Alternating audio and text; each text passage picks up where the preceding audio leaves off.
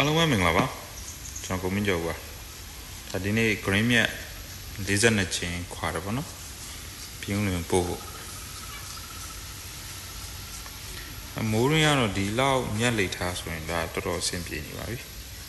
ခုချိန်ကတော့ဒါမိုးမရွာတဲ့အချိန်လေးမိုးလူခွာနေရတာပါ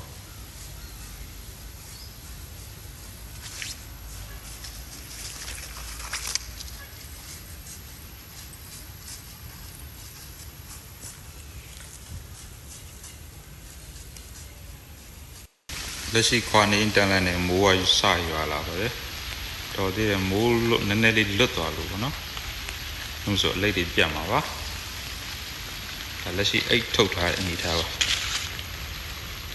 ကျိုးလေးနဲ့တခြားချုပ်ပေးတာပါတယ်ဒါတော့နည်းနည်းလေးပွားဟုတ်ကဲ့အားလုံးကျေးဇူးတင်ပါတယ်ခင်ဗျာ